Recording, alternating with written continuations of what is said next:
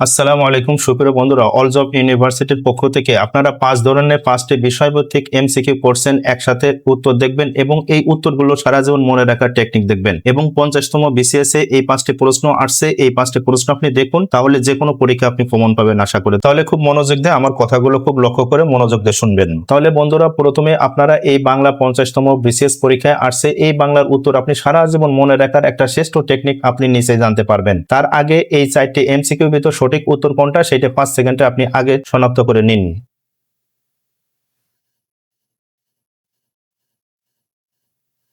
তাহলে বন্ধুরা, 1 নম্বর প্রশ্নের উত্তর আপনি এখনই না সারা জীবন মনে রাখতে পারবেন। এছাড়া অনন্য কিছু কৌশল এবং আরো অনেক প্রশ্নের উত্তর জানবেন। তাহলে দেখুন, প্রশ্ন বলা হয়েছে ময়মনসিংহ গীতিকা কতটি ভাষায় অনুদিত হয়েছে, আর এটা 50তম বিশেষ পরীক্ষা আসছে। তার আগে আপনি সারা জীবন মনে রাখার টেকনিক এই বের লক্ষ্য করুন। তাহলে বন্ধুরা, ময়মনসিংহ গীতিকার মূল কথাটা মনে রাখার টেকনিকটা এখানে লক্ষ্য করুন। ময়মনসিংহ, এই যে হটা দেখতে কিসের মতো? 100% 2 এর মতো। আবার দেখুন এই গীতিকার ত দেখতে কিসের মতো? 100% 3 এর মতো। তাহলে এই 2 আর 3 অটোমেটিক কত হলো? 23। তাহলে এই কয়টি ভাষায় অনুদিত হয়? এই ক নাম্বার 23টি ভাষা। দেখুন কত সহজ এবং কত ইজি। এবার বন্ধুরা, আরেকটা প্রশ্নের উত্তর আপনারা সারা জীবন মনে রাখুন। দেখুন, ময়মনসিংহ গীতিকা কত সালে প্রকাশিত হয়? একই প্রশ্ন, আপনি ওই একই তথ্য মনে রাখবেন। এই যে ময়মনসিংহর হ দেখতে 2 এর মতো, আবার গীতিকারের ত দেখতে 3 এর মতো, তাহলে অটোমেটিক হলো 23। তাহলে 1923 সালে এই ময়মনসিংহ গীতিকা প্রকাশিত হয়। তাহলে ক উত্তর 1923 সাল। দেখুন কত সহজ এবং কত ইজি। এবার বন্ধুরা, 2 নম্বর প্রশ্নের উত্তরও আপনি সারা জীবন মনে রাখতে পারবেন। তাহলে আপনি প্রথমে 5 সেকেন্ডে এই প্রশ্নের কোনটা সঠিক উত্তর হবে আপনি প্রথমে 5 সেকেন্ডে শনাক্ত করে নিন।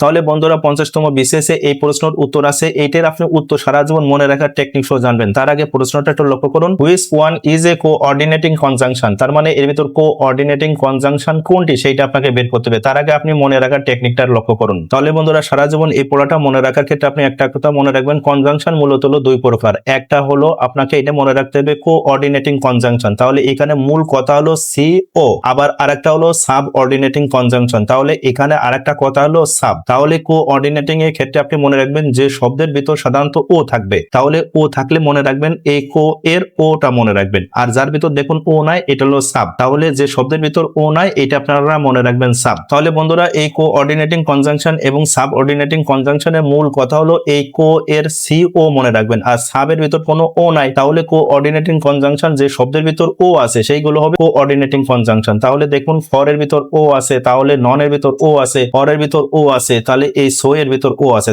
তাহলে এই আলোচ্য প্রশ্নের ভিতর দেখুন এখানে কোঅর্ডিনেটের ও দ্বারা মনে রাখবেন। তাহলে ও আছে কোথায়? দেখুন এই যে এস ও সো। তাহলে এই সোটা হচ্ছে আপনার এই কোঅর্ডিনেটিং কনজাংশন। দেখুন কত সহজ এবং কত ইজি। এখন এইভাবে অনেকগুলো ওয়ার্ড গুলো দেখে নিন। আরো দেখুন এই সাব অর্ডিনেটের ওটা নাই এমনটা মনে রাখবেন। তাহলে সাব অর্ডিনেট কনজাংশন এর ভিতর ও থাকবে না। তাহলে ও নাই কার ভিতর? দেখুন এই সিনের ভিতর ও নাই, লেস্টের ভিতর ও নাই, এস এর ভিতর ও নাই, ইপ এর ভিতর ও নাই। তাহলে এইগুলো হলো সাব অর্ডিনেট কনজাংশন, আর ও আছে এইগুলো হলো কোঅর্ডিনেটিং কনজাংশন। এভাবে কৌশলে সারা জীবন পড়াটা আয়ত্ত করে নেবেন। তাহলে বন্ধুরা, এই 3 নাম্বার প্রশ্ন বিসিএস 50তম পরীক্ষায় আসছে। তাহলে এই 50তম বিসিএস এর এই গণিতের এই 4টি এমসিকিউর ভিতর কোনটা সঠিক উত্তর হবে এইটার উত্তর আপনি আগে প্রথমে 5 সেকেন্ডে শনাক্ত করে নিন।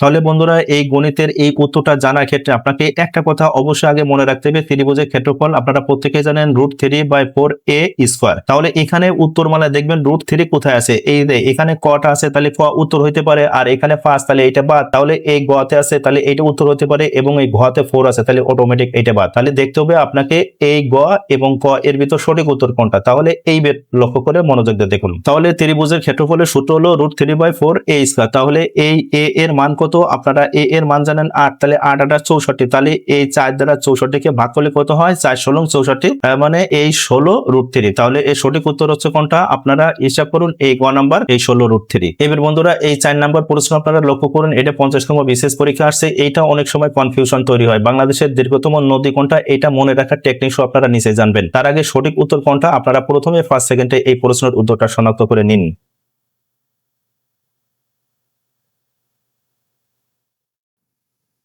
তাহলে বন্ধুরা এই প্রশ্নের উত্তর আপনি খুব মনোযোগ দিয়ে খুব লক্ষ্য করে শুনবেন। এইটার সঠিক উত্তর হচ্ছে বাংলাদেশের দীর্ঘতম নদী কোনটা? এটা সঠিক উত্তর হলো ক পদ্মা। এখন আপনি মনে রাখবেন কিভাবে, এখানে লক্ষ্য করুন। প্রশ্নের ক্ষেত্রে আপনি দুইটি কথা সবসময় মনে রাখবেন। এক হলো দীর্ঘতম হইলে মনে রাখবেন পদ্মা, আর বাংলাদেশের বৃহত্তম হইলে আপনি মনে রাখবেন হলো মেঘনা। এছাড়া আরো কিছু তথ্য আপনারা নিচে আরেকটা দেখতে পারেন, বিভিন্ন এমসিকিউ পরীক্ষা আসতে পারে। তাহলে লক্ষ্য করুন, উল্লেখ্য যে বাংলাদেশের ক্ষুদ্রতম নদী শেরপুর জেলায় অবস্থিত বলেশ্বর, এর দৈর্ঘ্য হলো 0.2 কিলোমিটার। তাহলে এই তথ্য উপাত্তগুলো অবশ্যই আপনারা আয়ত্ত করে রাখবেন, তাহলে ইজি ভাবে উত্তরগুলো শনাক্ত করতে পারবেন। এবার বন্ধুরা এই 5 নাম্বার প্রশ্নের উত্তর আপনি সারা জীবন মনে রাখার টেকনিকটা দেখবেন, এবং এটা 50তম বিসিএস পরীক্ষায় প্রশ্ন আসছে। এই 4টির ভিতর সঠিক উত্তর কোনটা আপনি 5 সেকেন্ডে প্রথমে শনাক্ত করে নিন।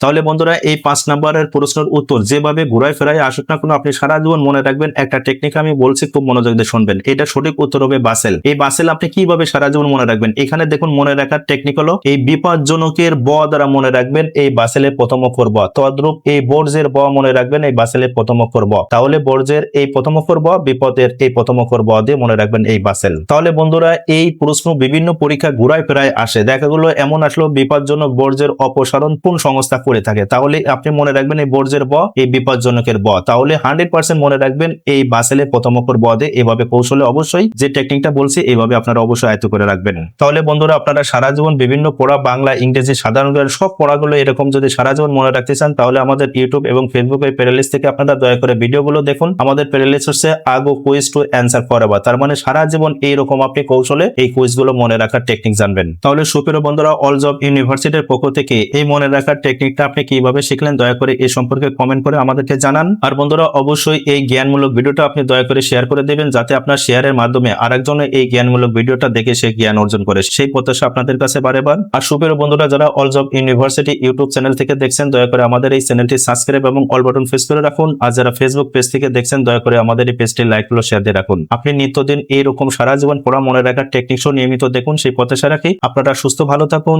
আল্লাহ হাফেজ।